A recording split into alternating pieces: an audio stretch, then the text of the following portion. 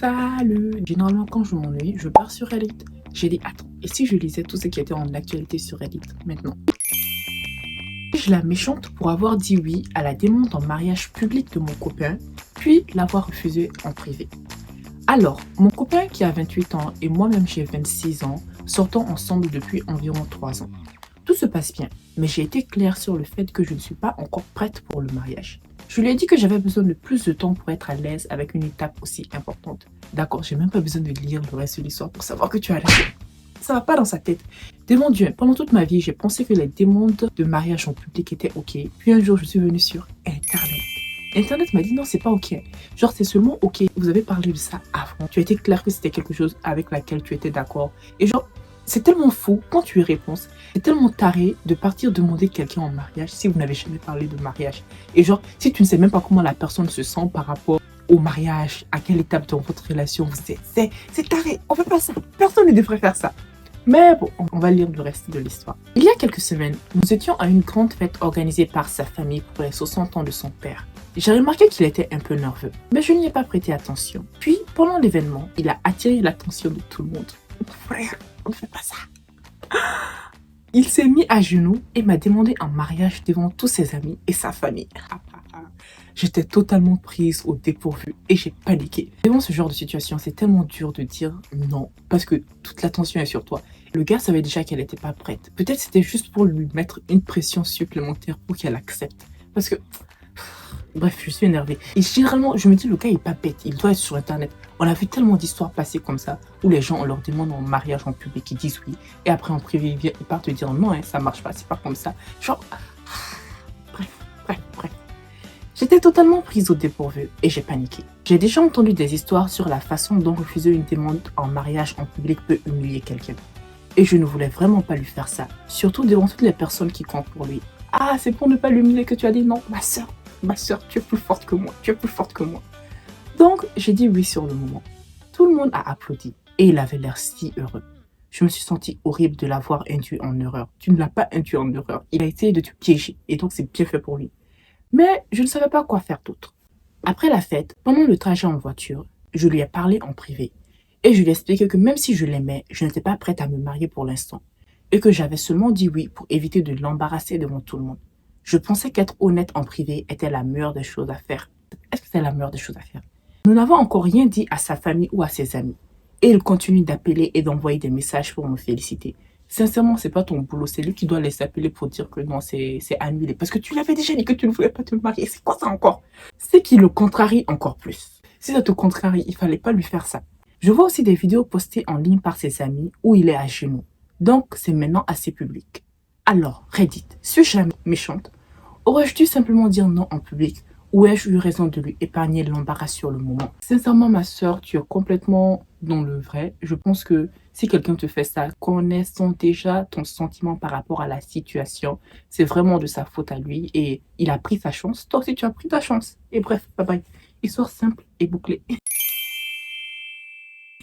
Ok, je viens de trouver une autre histoire qui a l'air très intéressante. Est-ce que je suis le méchant pour refuser que ma fille épouse son copain à cause de son passé criminel? Bon. Ça dépend réellement. Qu'est-ce que le gars a fait dans le passé? Si c'est, par exemple, il avait 15 ans, il a volé un truc en boutique, c'est passable. Mais il a tué quelqu'un, il a violé quelqu'un. J'ai 45 ans, ma fille a 22 ans, elle sort avec un copain qui a 25 ans depuis environ une année. Récemment, il l'a demandé en mariage et elle a dit oui. Ma fille est sur un petit nuage et commence déjà à organiser le mariage. Situation très différente de la première histoire. Cependant, j'ai de sérieuses inquiétudes concernant le passé de son fiancé. Il a un casier judiciaire datant de quelques années pour possession de drogue et vol. Bien qu'il affirme avoir changé de vie et être clean depuis plusieurs années, je n'arrive pas à me débarrasser de la peur qu'il puisse rechuter ou causer des problèmes à ma fille. Dieu. J'ai discuté avec ma fille pour lui exprimer mes préoccupations. Je lui ai dit que je ne pouvais pas soutenir son mariage avec quelqu'un ayant un passé aussi troublant.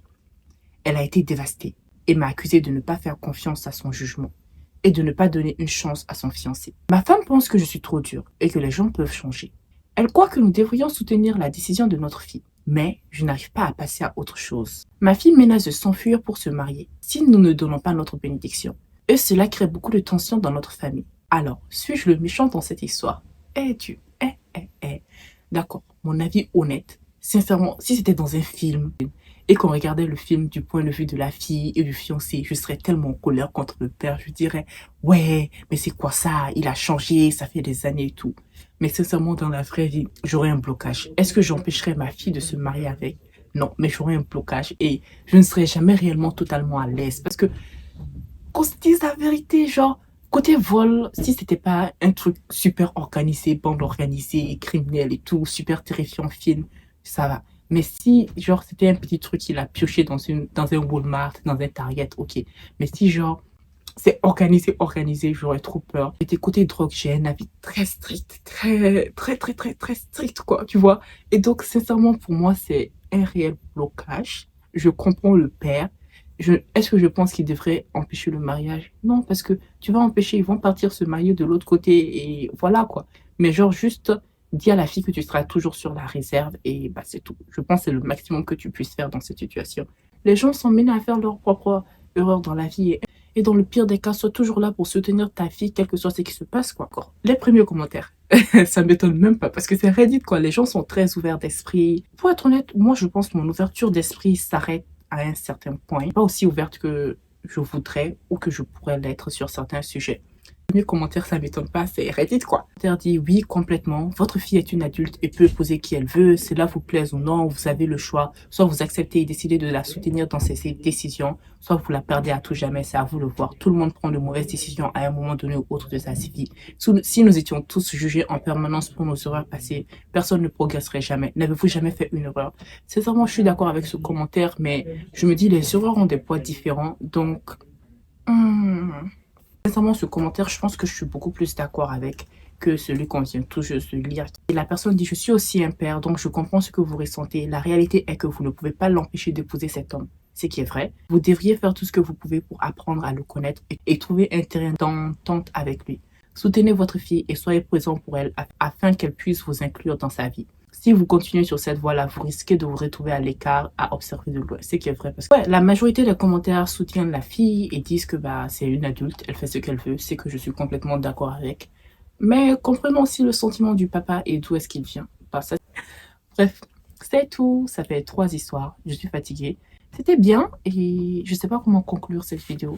Abonne-toi et regarde mes autres vidéos.